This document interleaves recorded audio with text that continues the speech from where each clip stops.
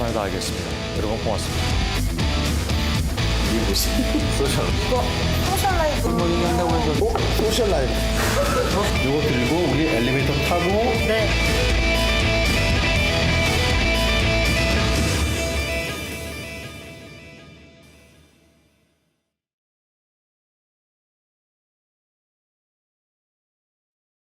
들어가는 있는데 그러면 5억 달러를 준 대가로 청구권은 더 이상 없다라고 봐야 하는 겁니까?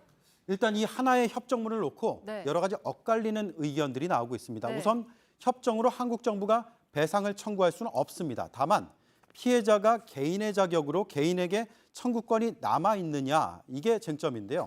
전문가 의견이 엇갈립니다. 협정문의 문헌 또 협정 과정 해석에 집중하는 학자는 청구권의 행사가 어렵다라고 말을 하는데요. 그 근거 중 하나가 2005년에 공개된 협정의 회의록입니다. 대일 청구 요강이라고 나오는데요. 이게 협정 이후에는 더 이상 청구할 수 없는 그런 내용들이 적혀 있습니다. 예를 들어서 강제징용의 한국인 미수금, 보상금 및 기타 청구권 등을 더 이상은 요구하지 못한다라는 내용이 있습니다.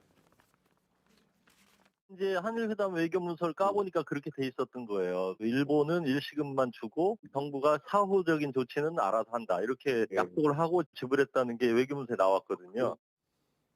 네, 그러니까 이미 협정 당시에 개인적인 배상을 청구하지 못하도록 해놨다는 건데 여기에 대한 반대 의견도 있죠. 그렇습니다. 반대하는 쪽은 가능하다라고 얘기하고 있는데 네. 협정이 일본의 범죄 행위를 전제로 하지 않아서 징용 피해자에게 해당되지 않는다. 이렇게 본 겁니다. 특히 5억 달러의 성격도 이게 경제지원금에 가깝다는 분석을 하고 있고 또한 개인의 배상 청구권은 국가의 협정과는 무관하게 언제든지 유효하다는 게 국제법의 원칙이라고 말하고 있는데요. 실제로 1991년에 일본 외무성 담당자가 일본의 의회에서 이런 발언을 했습니다. 한일 협정의 의미에 대해서 개인 청구권을 소멸시켰다는 것이 아니다라고요. 국가 차원에서 국가가 갖는 외교적 보호권의 포기에 불과하지 개개인이 피해자로서 가해 국가인 일본에 대해서 청구하는 권리는 언제든지 할 수 있다는 게 국제. 네, 학계에서는 첨예하게 대립하고 있는 것 같은데 그러면 결국에 배상은 법의 문제잖아요. 우리 네. 법원은 어떻게 보고 있습니까? 네, 2012년에 대법원이 판단을 내린 적이 있습니다. 네. 개인의 청구권은 유효하다는 결론이었습니다. 1960년 협정은 식민 지배 배상이 아니라 채권 채무 관계 해결을 위한 것으로 봤고요. 그러면서 첫 번째 국가가 국민 동의 없이 개인 청구권을 직접 소멸시킬 수 없다는 것이 근대법의 원리다. 또 조약에 명확한 근거가 없는 한 개인 청구권이 소멸한 것이 아니다. 이렇게 밝혔습니다. 일본 정부도 협정 체결 당시에 같은 판단을 내린 것이 확인이 됐는데요. 2008년 비밀이 해제된 일본 외무성의 내부 문건입니다. 네. 한일 협정의 의미는 국민의 재산권을 서로 없애서 청구권을 해결하자는 것은 아니다. 그러니까 피해자 개인의 청구권을 제한하는 취지가 아니다라는 뜻입니다. 네, 결국에 개인 청구권이 인정이 된다는 건데 한국 법원의 이러한 판단이 일본에게도 좀 강제력이 있습니까? 그렇습니다. 2012년에 대법원이 이렇게 판단하면서 사건을 다시 고등법원으로 파기환송했습니다. 2013년에 결론이 나왔는데요. 서울고법에서 1억 원 배상하라. 네. 또 부산고법에서 8천만 원 배상하라. 그러면서 일본 기업의 피해의 책임을 지웠습니다. 대법원이 이대로만 확정을 한다면 한국 정부는 집행권을 갖게 되고요. 한국 내 일본 기업을 상대로 배상 집행을 할 수가 있습니다. 다만 이럴 경우에 일본 정부는 국제사법재판소에 한국을 제소한다라는 입장을 밝히고 있어서 법적인 다툼이 더 길어질 가능성도 있습니다. 네, 팩트체크 오대영 기자였습니다.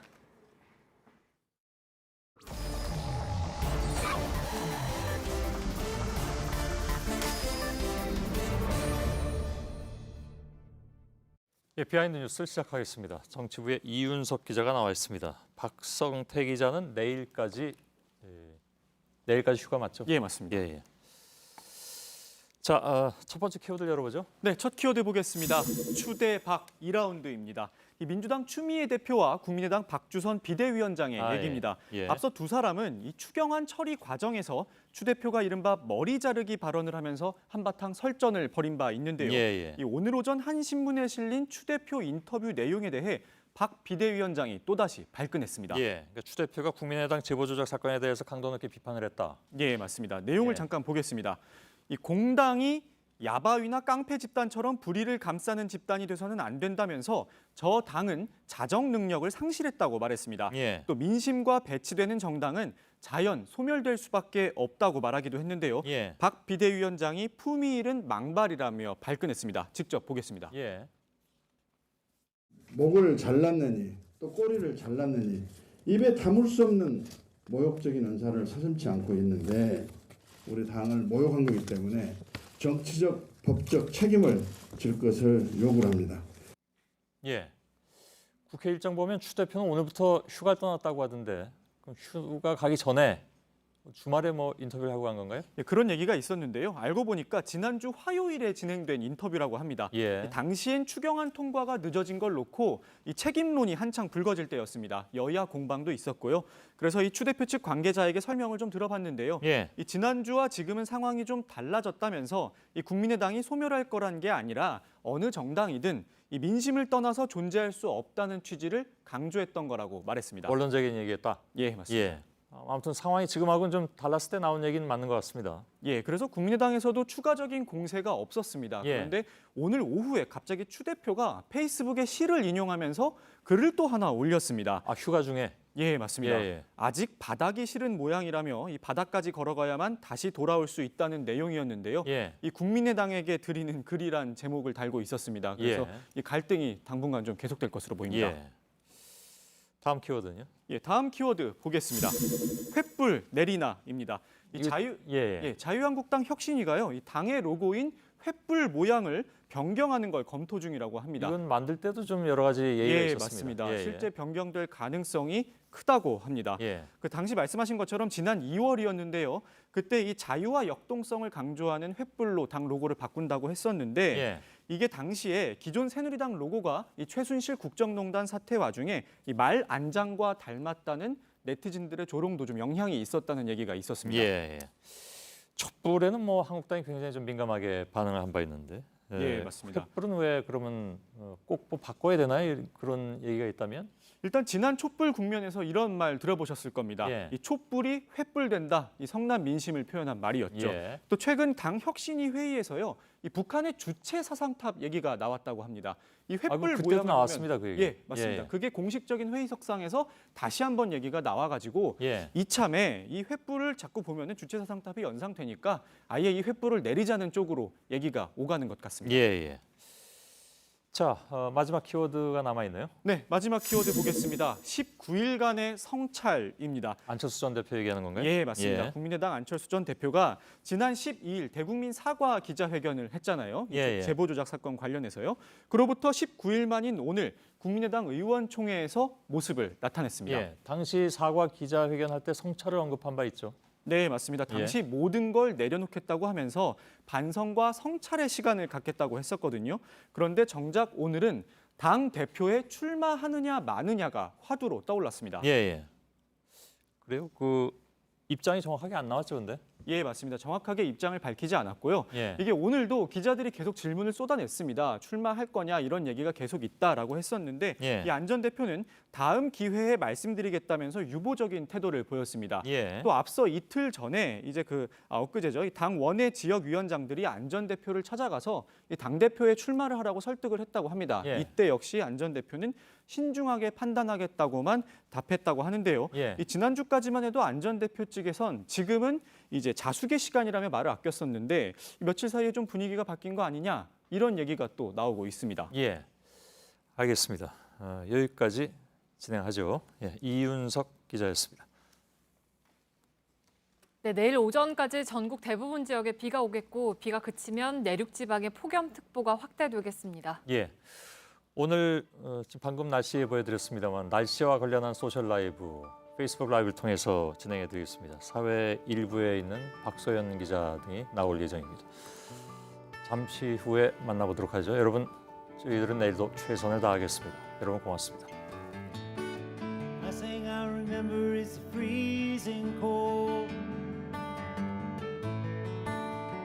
Water reaching up just to swallow me whole. Ice in the rigging and howling wind.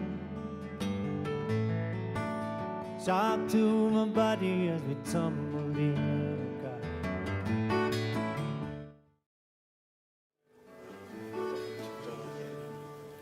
My brothers and the others were lost.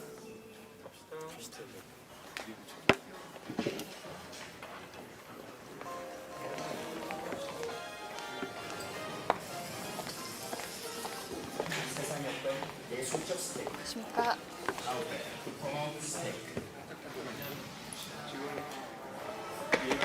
들어가진 않았지. 저 여기 앉으세요. 자, 어서 들어오세요. 네.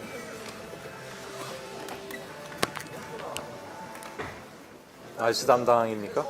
네. 사회부에서 기상청을 출입하고 있습니다. 네.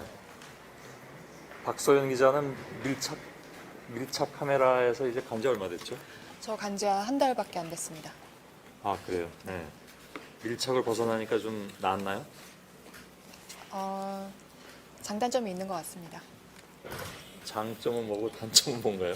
장점은요, 아이템 발제에 대한 스트레스가 좀 덜하다는 거고요. 아, 물론 그때는 뭐 일주일에 한두 개씩 했어야 되니까. 예. 네, 사회 일부도 뭐 아이템 발제에 대한 스트레스가 아예 없는 건 아니고요. 네. 네, 그런 장점도 있고요. 네. 단점은 이제 제가 좀 지금 같은 경우는 이제 팔로우업 해야 되는 새로운 현안들이 많다 보니까요. 좀 더 많이 공부를 해야 되는 그런 아, 단점도 그래야 좀 더 정확한 보도를 할 수 있을 것 같아서요.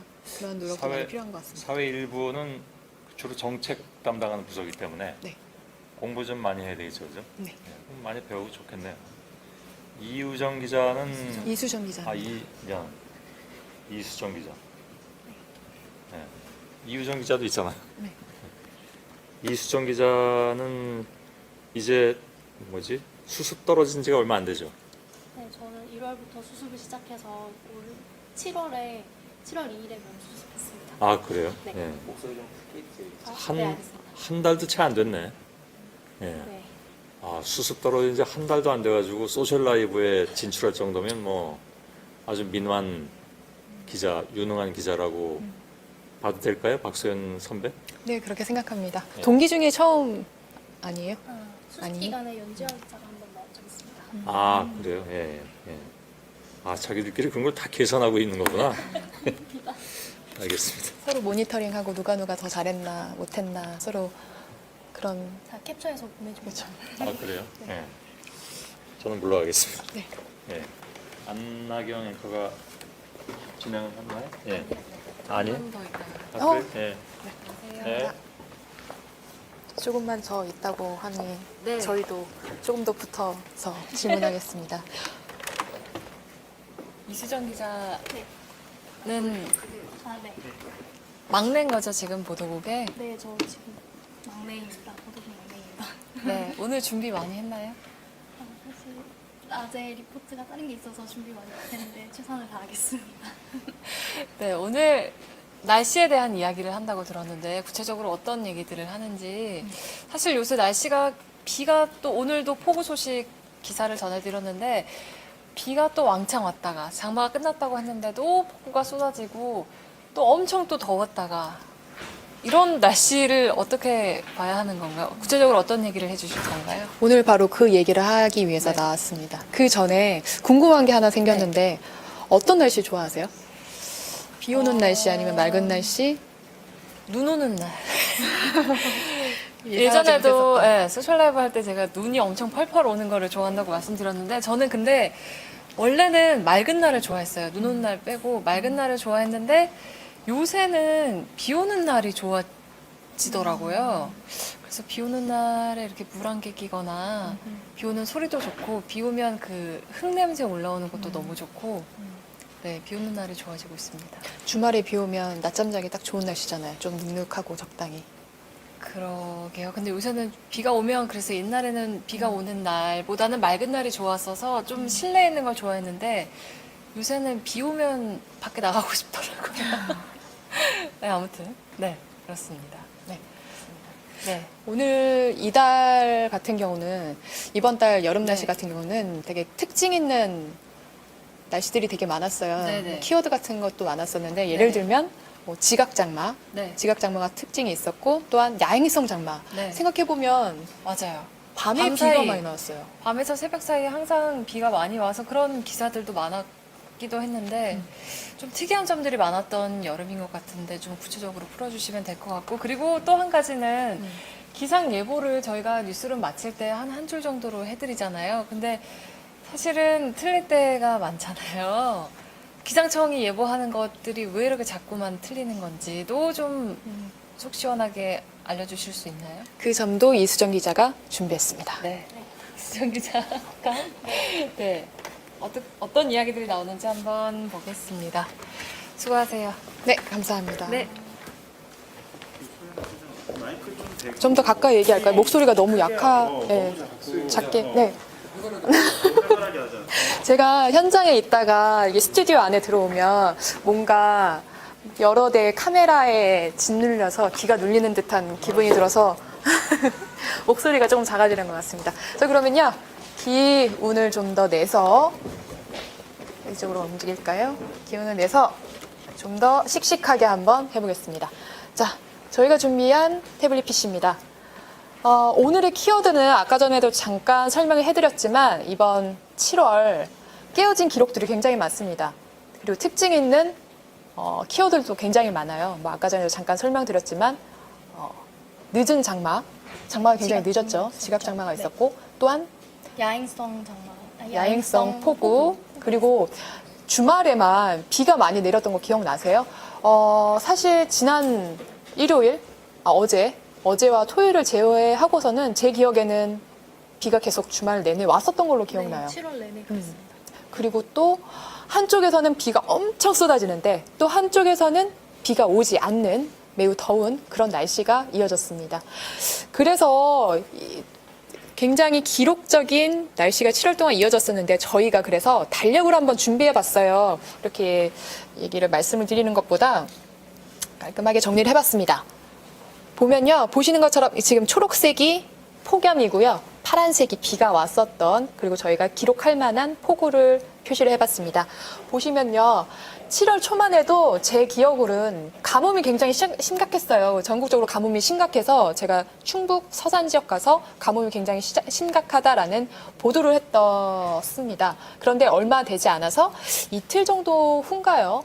비가 내리기 시작했습니다. 그런데 이게 전국적으로 내린 비가 아니라 일부 지역에만 비가 와서요. 정말 가뭄이 심각했었던 서산 지역 그리고 충북 지역은 가뭄이 해결되지 않았습니다. 그런데 저희가 그래서 예보에서도 그랬지만 기상청이 예보했지만 이번 가뭄은 마른 장마가 될 것 같다 그런 예보를 했었는데 아니나 다를까 한 달이 지나고 보니까요. 이번 장마는 비가 많이 왔다고 했죠. 네, 이번 장마는 비가 적게 오진 않았습니다. 근데 다만 중부지방에 걸쳐져서 국지적으로 많이 내린 게 특징인데요. 그렇습니까? 네. 그래서 저희가 폭우를 기록할 만한 폭우를 이렇게 따로 표시해봤어요. 수도권 폭우 이날 저는 출근 시간대 비가 많이 내려서 제가 운전을 하는데도 강변북로가 엄청 막히는 거예요. 그러니까 속도를 낼 수 없을 정도로 굉장히 많은 폭우가 쏟아졌던 기억이 생생합니다. 또한 청주에서도 기록적인 폭우가 내렸었죠. 저희가 보니까 290mm 이게 거의 300mm에 육박하는 폭우가 하루 사이인가요? 이틀 사이인가요? 토요일, 일요일 걸쳐서. 청주 같은 경우에는 하루 거의 사이? 하루 사이에 예, 하루 사이에 폭우가 쏟아졌고요. 또 얼마 전 지난주만 해도 인천 폭우 피해가 있었죠. 예, 이렇게 주말 사이 갑작스럽게 쏟아진 폭우로 물난리를 보도를 했었던 기억이 있습니다. 그런데 이때 살펴보면요. 폭우를 이런 기록적인 폭우가 내릴 것인지 기상청은 제대로 예보를 했었나요? 그렇게 딱 맞아 떨어지는 예보를 내렸던 건 아닙니다. 지난 수도권 폭우 때도 사실 전날 밤에 호우특보를 수도권에 내렸다가 그날 새벽 4시쯤에 호우특보를 해제했습니다. 그런데 출근 시간대인 7시, 6시 이때 서울지방에 굉장히 많은 비가 내려서 시민들이 도대체 특보를 내린 거 보고 우산도 안 가지고 나왔는데 왜 갑자기 이렇게 비가 쏟아지는 거냐 이런 불만을 많이 토로했었습니다. 그거 관련해서 이수정 기자가 기사를 썼는데 이게 어떤 아이디어를 보고서 주제를 뽑았냐 하면은 기사 댓글을 보다가 아니 호우특보 해제 만에 몇 시간 만에 이렇게 폭우가 쏟아지는 게 어딨냐 그런 댓글이 하나 달렸어요. 그런 거 보고 나서 착안을 해서 정말 다시 한번 확인을 해보니까 불과 몇 시간 만에 이렇게 폭우가 쏟아지냐라고 하면서 기사를 발제를 했었죠. 그때 기상청의 해명은 어떻게 나왔었나요? 사실 기상청은 호우주의보가 내려지는 기준이 6시간 동안 70mm 이상의 비가 올 것이 예상될 때 이제 호우주의보를 내리는데요. 기상청이 새벽 4시쯤에 예측을 했을 때는 이제 비구름대가 그만큼 강하지 않아서 오지 않을 거라고 생각을 했는데 이제 기상청도 예측하지 못한 부분이 있었다고 그때 그렇게 얘기를 했었습니다. 또한 지금은 비가 내렸을 경우 국지적인 호우 특성이 되게 강화되고 있는 거잖아요. 네. 그것도 조금 기준 또한 바꿔야 되는 게 아니냐라는 지적도 있었죠? 네, 맞습니다. 호우주의보 같은 경우에는 6시간 동안 70mm 이상 내려야 하는데 사실 요즘 오는 비는 1시간 동안 뭐 네. 100mm 내리고도 그랬었잖아요. 맞습니다. 시간당 30mm 이상만 내려도 굉장히 비 때문에 앞이 안 보일 정도로 비가 많이 오는데 6시간에 70mm를 채우려면 긴 기간 동안 많은 비가 와야 되니까 호우특보를 내리는 기준이 너무 높다. 현실 실생활과 맞지 않다. 그리고 변화되는 기상현상과 맞지 않다. 이런 지적이 좀 있었습니다. 네, 그러면 또한 청주 때는 어땠어요? 청주 때는 300mm 거의 물폭탄이 쏟아졌다라고 표현을 해도 과언이 아니었을 텐데 그때는 기상청의 예보는 어땠었나요? 사실 그 전날에 기상청이 비가 많이 온다는 예보를 하긴 했는데 청주 지역을 쏙 빼놓고 예보를 내린 아주 안타까운 일이 있었습니다. 어느 지역을 특히 비가 많이 온다고 했었죠 그때? 그때 거의 중부지방의 거의 대부분의 지역을 이야기했어요. 뭐 서울, 경기, 강원 그리고 충남까지 이야기를 했는데 청주는 뺀 거고. 네, 충북 지역을 빼버리고 충북 지역에 이제 30에서 80mm의 비가 올 거라고 예보했는데 사실 청주에는 거의 그 3-4배에 가까운 300mm에 가까운 비가 왔었죠. 왜 그 당시에는 그렇게 청주를 예견을 하지 못했던 거예요? 그건 사실 기상청에서는 이제 비가 많이 내리는 조건이 기온 그리고 지형 이런 식으로 여러 가지 변수가 많은데요. 청주 지역 근처에 이제 촬영 산맥이 있습니다. 근데 폭발적으로 발달한 비구름대가 촬영 산맥을 넘으면서 비를 엄청나게 쏟아냈는데 이런 지형적인 요인을 고려하지 못해서 이렇게 청주 지역의 폭우를 미리 예측하지 못했던 것으로 해명을 했습니다. 그런데 폭우 같은 경우 이렇게 예측을 제대로 하지 못하면은 피해 상황이 발생할 수밖에 없기 때문에 주민 피해가 이번에도 굉장히 인명 피해도 있었고요. 여러 예상하지 못했던 사건 사고들이 일어나는 것 같습니다. 그래서 주민분들이 예보를 좀 더 정확하게 하길 바라는 면이 있고 기상청도 노력을 해야 되는 부분도 있습니다. 인천 폭우 같은 경우도 있었는데 이때도 짤막하게나마 한번 어떤 예보를 했었고 해명은 어땠는지 한번 들어볼까요? 네, 수도권 지난 23일쯤에 있었던 인천 및 수도권에 있었던 폭우는 기상청이 예보를 하긴 했습니다. 근데 비의 양을 정확하게 생각하지 못했던 건데요. 이제 경기 북부랑 강원 영서 북부에 시간당 30mm 이상의 강한 비가 올 거라 이렇게 예상을 했지만 실제 파주에는 이날 하루 동안 155mm가 넘는 비가 엄청나게 내렸고요. 그리고 서울에도 133.5mm 이렇게 비가 엄청 오면서 강수량을 정확하게 예측하지 못했던 그런 점이 있었습니다. 그랬습니다. 저희가 지금 10분 정도 남았는데 그래서 저희가 한번 연결을 하려고 해요. 예전에 기상캐스터로도 활동을 하셨고 또한 기상 전문 기자로도 활동을 하셨는데 지금은 아침팀으로 이동을 하셔서 지금 내일 새벽 2시에 출근을 하셔야 된다고 합니다. 그래서 부득이하게 이 현장으로 초대를 못하고 영상통화로 연결을 하려고 지금 준비를 해놨습니다. 한번 이재승 기자를 한번 연결해 보도록 하겠습니다. 지금 준비를 하고 계셨을까요? 지금 부득이하게 내일 새벽 2시에 출근하기 위해서 집에 댁에 계시지만 저희 연결을 위해서 다 뒤에 화면 세팅 다 해놓으셨다고 했거든요. 한번 연결해 보겠습니다.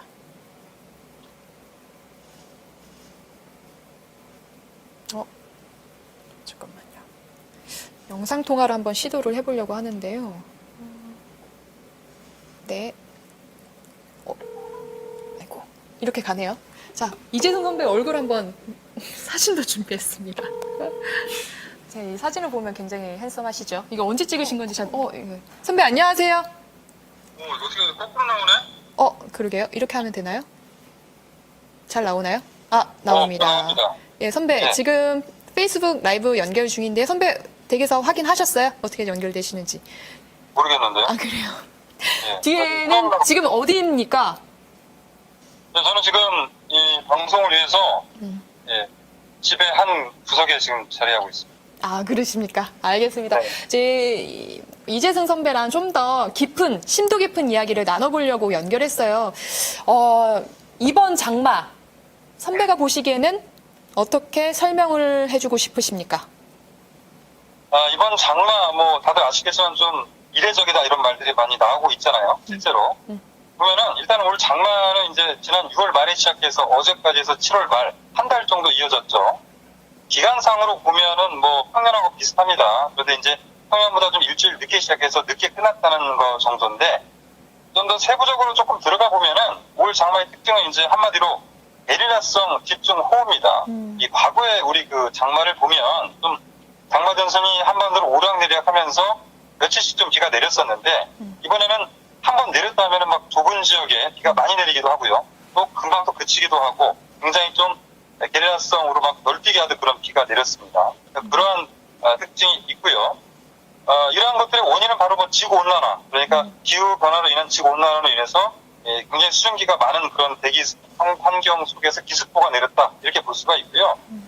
또 하나 특징적인 것이 이제 반쪽 장마입니다. 우리 아시겠지만 이 중부지방에는 폭우가 내렸지만 남부지방은 또 폭염이었어요. 그래서 그 남부지방 대구 같은 경우는 데프리카다라는 이런 말이 나왔었죠. 그러니까 대구가 아프리카보다 더 덥다 뭐 이런 말까지 나왔었는데 지난 20일 대구 기온이 38도를 넘었습니다. 이게 이제 아프리카보다는 뭐 기온이 조금 낮을 수가 있지만 그래도 습도로 놓고 봤을 때는 대구의 습도가 7월 평균 습도가 75%였거든요. 아프리카는 보통 20% 안팎이기 때문에 습도가 높으면 그만큼 더 덥게 느껴지기 때문에 체감 더위로 놓고 보면은 뭐 대구가 한때 아프리카보다 조금 더 덥게 느껴질 수도 있겠다. 뭐 이런 말들도 나오고 있습니다.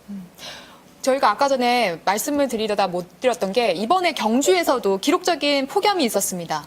그렇죠. 39.7도까지 올랐어요. 그 날짜가 확인을 해드리면 저희가 달력에도 표시를 해드렸지만 13일이었습니다. 이게 기상 관측 이래 3위라고 하네요.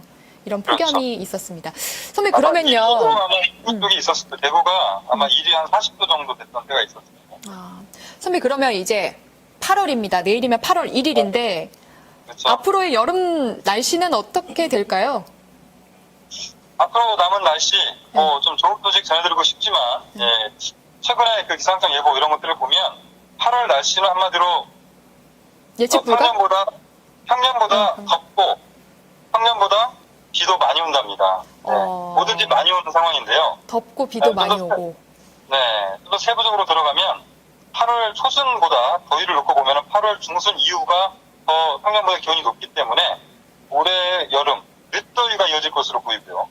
늦더위 만만치 않을 것으로 보이고 또 강수량 자체를 놓고 보면은 8월과 9월도 우리가 호우를 대비해야 되거든요. 장마 전선이 없다 뿐이지 이맘때도 계속해서 그 대기 중에 수증기가 많기 때문에 언제든지 비가 올 수 있습니다. 그래서 비를 내리게 하는 방아쇠, 이 트리거만 작동을 하면은 바로 이제 8월, 9월도 집중호우가 내리는데 대표적인 이 방아쇠 트리거를 예를 들자면 첫 번째는 강한 햇볕이죠. 햇볕이 강하게 내리면은 그만큼 대기 중에 이제 기온이 오르면서 상승해류가 생기고 뜨거운 공기가 위로 올라가서 또 빗방울을 내리잖아요. 그러니까 그 소나기 구름이 많이 만들어지고 두 번째는 이제 서쪽에서 저기압이 들어오면서 발달한 미구름에 의해서 집중호우가 내리는 그런 두 가지 패턴이 있기 때문에 이 8월, 9월도 뭐 만만치 않은 그런 비가 예상이 되고 또 아시다시피 가을 태풍도 있잖아요. 가을 태풍 때문에 뭐 계속해서 또 그렇게 우리가 활동하기 좋은 날씨는 아닐 것이다. 이런 전망이 나오고 있습니다. 선배 갑자기 질문할 게 생겼어요. 생각해보니까 이번 장마 기간 내내 예년보다 굉장히 습했던 것 같아요. 물론 장마 기간이라는 특징이 있긴 했지만 정말 물속을 걷는 기분이라고 표현을 해도 틀리지 않을 정도로 매우 습했어요. 왜 그런 특징을 보였을까요? 뭐 큰 틀에서는 이 장마철이라는 게 이제 어떻게 보면은 이제 길게 이어진다 보면 2, 3일 계속해서 비가 내리거나 일주일 비가 내리면 당연히 습도가 높기 때문에 그런 느낌이 드는데 이번 같은 경우는 이제 비가 짧고 강하게 내렸잖아요. 그러면서 조금 있다 또 그쳤다가 하는데 일단 한번 내렸다 하면 비가 많이 내렸기 때문에 우리가 체감적으로 느낄 때 예를 들어 호우 지역 같은 경우는 이제 비가 한번 내렸다 하면 피해가 있기 때문에 계속 그 정리를 해야 되잖아요. 수해 복구를. 네네. 그런데 이제 좀 체감상으로 오히려 좀 더 습하다라는 느낌이 드는데 기본적으로 장마철에는 습도가 높기 때문에 우리가 습하다라고 볼 수가 있죠. 그리고 그 전에 봄 가뭄이 있었잖아요. 6월에. 예. 그래서 굉장히 건조했던 그런 상황이었어요. 6월까지. 그러다가 7월에 갑작스럽게 날씨가 바뀌면서 장마철이 됐기 때문에 비가 많이 오면 상대적으로 더 습하다라는 그런 느낌을 우리가 가질 수가 있죠. 알겠습니다. 저희 이재승 선배가 사실 온라인에서 유명한 키워드가 있잖아요. 뭐가 있죠? 예전에 2013년 거슬러 올라가면 지금으로부터 한 4년여 전 선배가 최초이지 않을까, 국내 최초이자 세계 글로벌 최초이지 않을까 싶은데 뭐요? 토끼를 인터뷰하셨던 아, 예. 사진 준비되어 있나요? 그거는 이제 뭐 그 참 여기 있네요. 여기 선배 여기 지금 토끼에게 마이크를 들이밀었습니다. 이 당시 왜 들이미셨는지 또한 토끼에게 듣고 싶었던 제가 뭐 답은 뭐였는지 한번. 이제야 말씀드린다면 그 당시 인터뷰는 하늘과 어떤 대지의 기운이 모아져서 이루어진 그런 인터뷰였어요. 네, 당시 하늘과 왜냐면은 당시 우기절기였거든요. 우기. 대동강 물이 이렇게 녹는다는 그런 날씨가 풀리는 그런 우기라는 절기였는데 당시에 제가 이제 인터뷰를 나갔는데 선유도 공원으로. 근데 여대생 2명이 있었는데 자기들끼리 사진만 찍고 제 인터뷰를 응하지 않더라고요. 그래서 일단은 지금 마감은 다가오고 아무도 인터뷰를 해주지 않는 거예요. 그 당시에. 날씨가 풀렸다는 것을 제가 보여주고 싶었는데. 근데 정말 하늘이 도움인지 정말 그냥 그 잔디밭 잡초 사이에 눈이 좀 쌓여서 눈 사이로 토끼 2마리가 이렇게 뛰어나오는 거예요. 그래서 카메라 기자랑 그래 이거다라고 싶어서 바로 제가 달려가서 뭐 인터뷰 모습 좀 취했고요. 말풍선으로 폭언해서 나왔습니다. 이렇게 얘기를 했거든요. 그러면서 어디까지나 오프닝이었어요. 제가 원래 전하고자 하는 그 우기라는 개념, 뭐 우기 외 날씨, 또 앞으로 뭐 어떻게 좀 바뀔 것이다, 기상 전망 이런 얘기 많이 했었는데 장안에 화제가 된 거는 이제 토끼 인터뷰만, 오프닝에 나갔던 그 토끼 인터뷰만 나갔기 때문에 그렇죠. 소위 말하는 우리 그 오디션 프로그램 보면 악마의 편집 뭐 이런 게 있잖아요.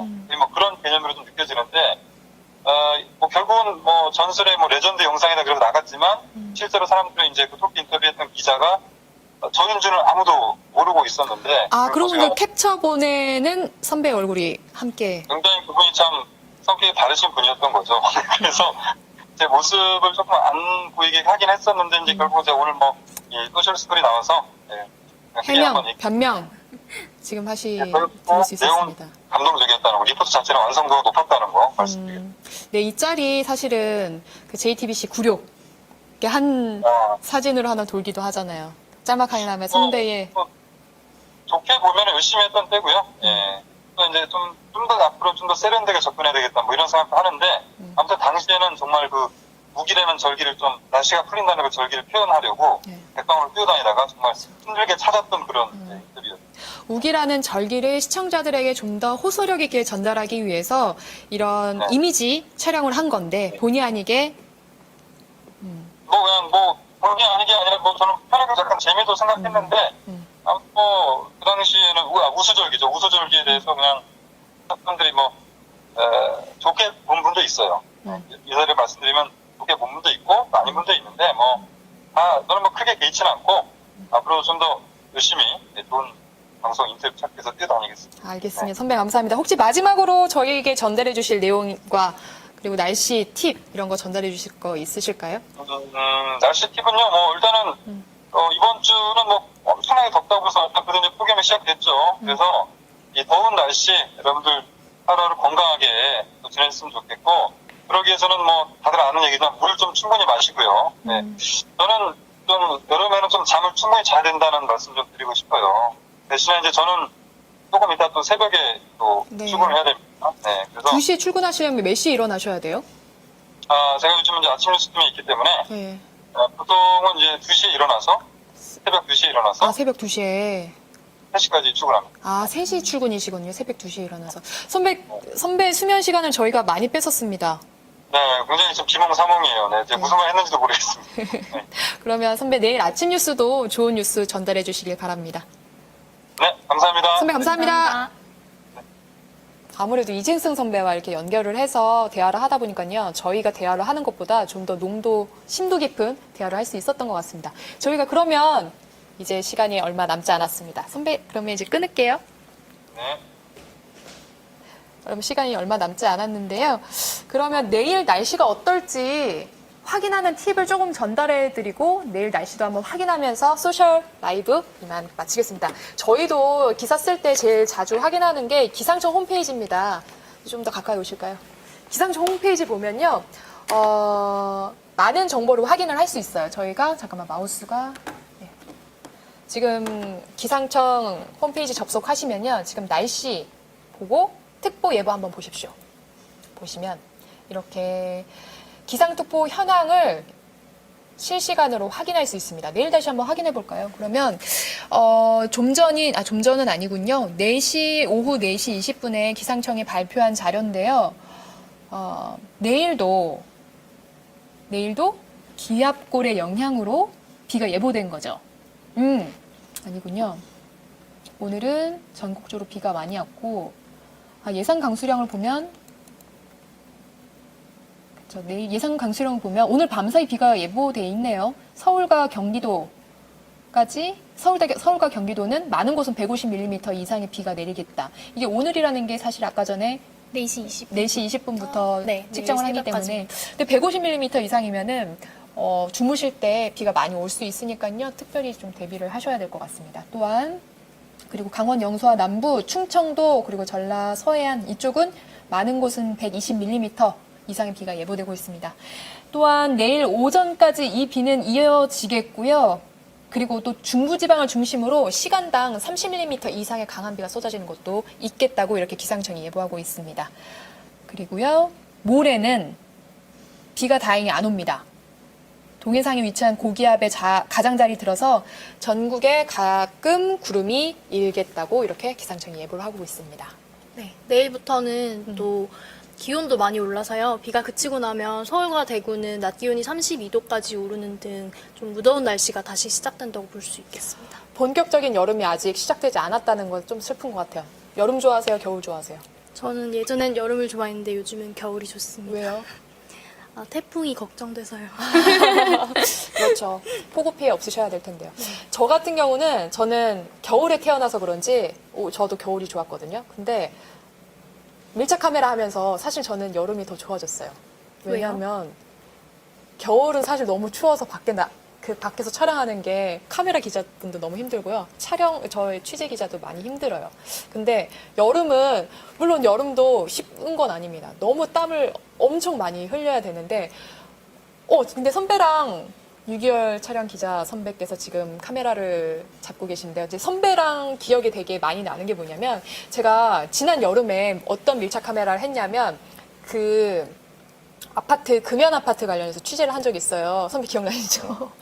한 적이 있는데 그때 너무 더웠어요. 엄청 더워서 그 아파트 계단을 뺑뺑 돌면서 촬영을 끝냈는데 너무 땀이 흥건해서 오히려 촬영을 다시 해야 할 정도로 땀이 많이 흘렸거든요. 그때가 한 오후 6시 정도였을 거예요. 그런데 이때 되면 이제 갈팡질팡 하는 거냐. 저녁을 먹고 퇴근할 것이냐. 아니면 그냥 퇴근할 것이냐. 근데 기력이 없어서 선배 안 되겠어요. 지금 이대로 회사를 갔다가 쓰러질 것 같다고 해서 선배랑 그 아파트 근처에 있는 칡냉면집에 갔거든요.